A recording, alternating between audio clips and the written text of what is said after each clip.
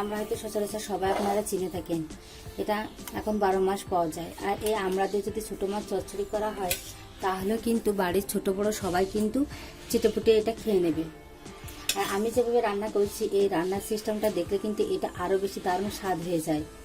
আপনারা সব অল্প সময়ে অল্প উপকরণ দিয়ে এটা অল্প সময়ের ভিতরে তাড়াতাড়ি ঝটপট রান্না করে নিতে পারবেন। এটা একেবারে ঝামেলাহীন রান্না। যে উপকরণগুলো আপনাদের ঘরে থাকে সেটা দিয়ে কিন্তু এটা আপনারা তৈরি করে নিতে পারবেন। অল্প সময় ঝটপটভাবে এই রান্নাটা করা যায় এবং খুব টেস্টি এই রান্নাটা। আপনারা এই আমড়া তরকারিটায় থাকলে সব আইটেমের সাথে যদি খাবারের সাথে এই আমড়া তরকারিটা রাখেন তাহলে কিন্তু আপনারা আরও বেশি ভাত খেতে পারবেন। কেননা এই আমড়া তরকারিটা কিন্তু আপনাদের খাওয়ার চাহিদার রুচিটা আরও বাড়িয়ে দেবে। তা চলুন কীভাবে এই সুস্বাদু আমড়ার তরকারিটা আমি রান্না করেছি সেটা দেখা যাক। তাই কথা না বাড়িয়ে আমরা রান্নায় চলে যাই। এই তৈরি হয়ে গেছে আমার মজাদার আমড়ার আর ছোটো মাছের চচ্চড়ি। আমরা দিয়ে চুনো মাছ দিয়ে চচ্চড়ি করবো, তার জন্য এখানে কয়টা আমড়া নিয়েছি। আমড়াটা আমি এখন ভালোভাবে পরিষ্কার করে কেটে নেব।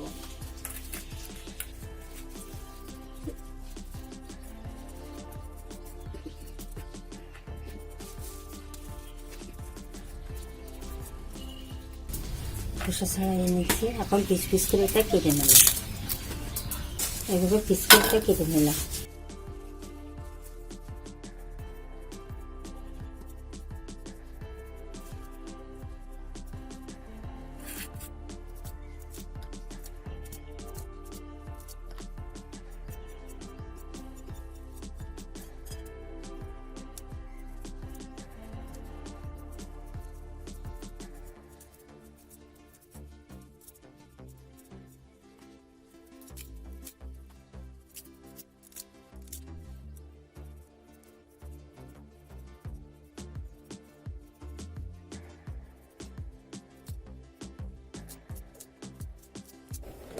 আমি সবগুলো আমরা কেটে নিয়েছি। এই আমড়াটা আমি এখন পরিষ্কার করে ধুয়ে রান্না করব।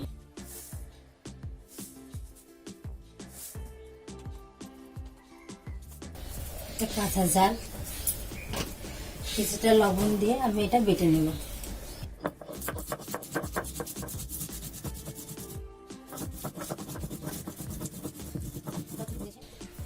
একটু সর্ষে হলে ভালো লাগে।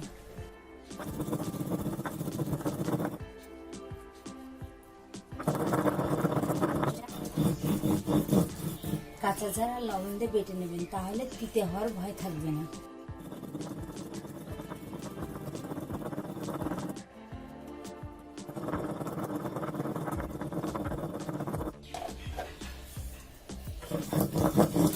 আর একটু বাটা ঝাল দিলাম দিয়ে বেটে নিচ্ছি।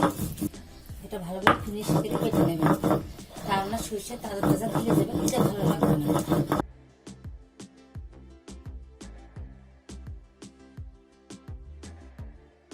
এটা আমার বাটা হয়ে গেছে, এক পাশে রেখে দিলাম। এখন কিছুটা জিরা বেটে নেব।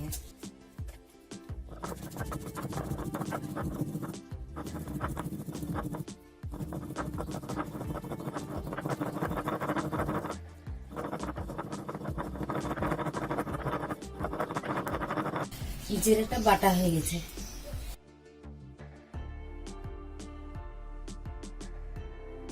এখানে একটা ছোট সাইজের রসুন আছে, সেটা আমি বেটে নেব। আর এই বাটা মশলাগুলো আমি একটা বাটিতে উঠিয়ে নিচ্ছি।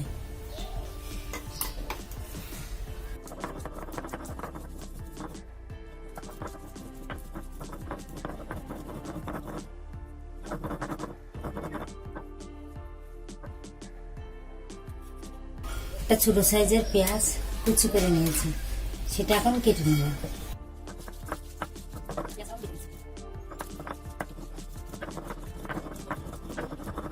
পেঁয়াজটা বাটা হয়ে গেছে, এখন এটাও আমি উঠিয়ে নিচ্ছি। বাটা আমার শেষ। চুনো মাছগুলো আমি নিয়ে নিয়েছি। এখন এর ভিতরে সবগুলো মশলা অল্প অল্প করে দিয়ে দেব।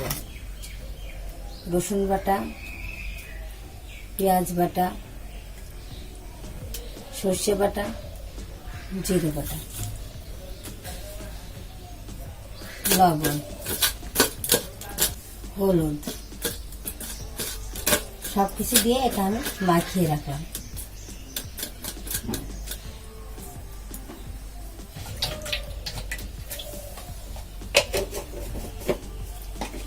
এখন আমি রান্নায় চলে যাব। উনুনটা ধরে নিয়েছি, এখন আমি কড়াইটা বসিয়ে দিলাম। কড়াইটা গরম হয়ে গেছে, এখন কিছুটা সাদা তেল ঢেলে দিলাম। তেলটা আমার গরম হয়ে গেছে, কিছুটা জিরে দিয়ে দিলাম। জিরেটা ফোড়ন চলে এসেছে, এখন আমি 3টে কাঁচা মরিচ দিয়ে দিলাম। এখন আমড়াগুলো দিয়ে দিলাম। আমরা একটু মশলার সাথে লাগিয়ে নিয়েছি, এখন আমি বাটা মশলাগুলো দিয়ে দেবো। রসুন বাটা বেশি নাড়াচাড়া করে নিলাম। দিলাম জিরে বাটা, পেঁয়াজ বাটা, দিয়ে দিলাম লবণ, দিয়ে দিলাম হলুদ। সবগুলো উপকরণ দিয়ে আমি ভালোভাবে কষিয়ে নেব। দিয়ে দিলাম সরষে বাটা। সরষে বাটাটা একটু পরে দেবেন, তাহলে এই তরকারিটা খেতে মজা লাগবে। এখন একটু পানি দিলাম কষানোর জন্য। কষানো হয়ে গেছে, এখন পানি দেবেন।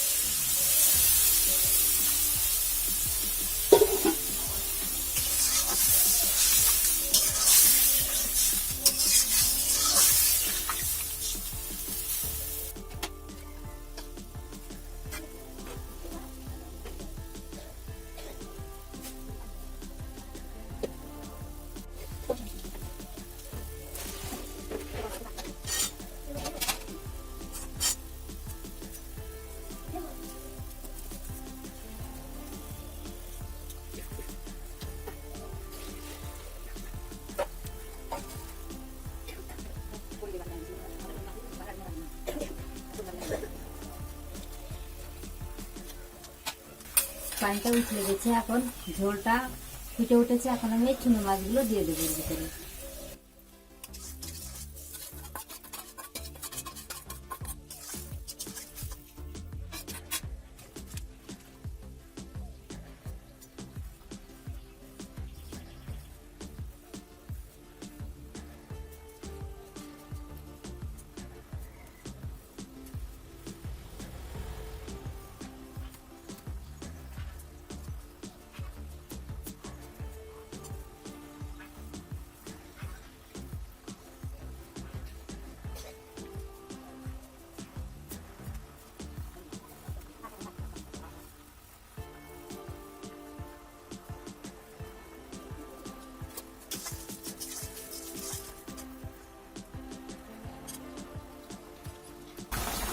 লবণ একটু কম আছে, তাই লবণ দিয়ে দিলাম।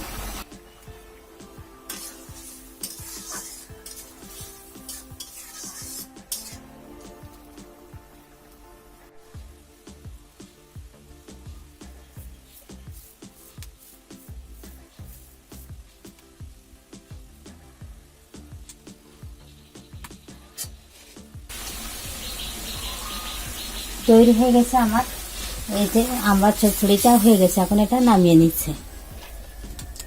তরকারিটা পরিবেশন করার জন্য একটা আমি বোল নিয়েছি। এখন তার ভিতরে এই তরকারিটা আমি পরিবেশন করে দেখাচ্ছি। দেখেন কতটা সুন্দর একটা পারফেক্ট কালার এসেছে।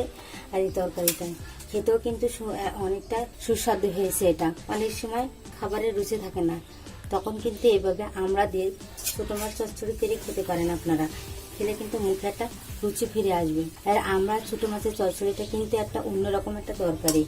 এই ছোট মাছ দিয়ে আমরা চচ্চড়ি করলে কিন্তু ছোট বড় সবাই কিন্তু এটা ভালোভাবে খেয়ে নিতে পারে। এটা খুব একটা টেস্টি একটি খাবার। অল্প খাবার দিয়ে আপনারা অনেক ভাত খেয়ে নিতে পারবেন। সুস্বাদু খাবারের রেসিপিটা যদি আপনাদের ভালো লেগে থাকে, তাহলে এটা লাইক করবেন ভিডিওটিতে। আমার এই ভিডিওটি বেশি বেশি করে শেয়ার করবেন, যাতে অন্যরা দেখার সুযোগ পায়। যারা ইতিমধ্যে আমার চ্যানেলটি সাবস্ক্রাইব করেছেন, তাদের আমার পক্ষ থেকে রয়েছে অসংখ্য ধন্যবাদ। আর যারা এখনো পর্যন্ত আমার চ্যানেলটি সাবস্ক্রাইব করেনি, তাদের কাছে একটা অনুরোধ রইল, অবশ্যই কিন্তু আমার চ্যানেলটি সাবস্ক্রাইব করবেন এবং পাশে থাকা বেল আইকনটি চালু করে দেবেন। এতে করে আমার দেওয়া নতুন নতুন ভিডিওগুলো আপনারা সবার আগে নোটিফিকেশনের মাধ্যমে পেয়ে যাবেন।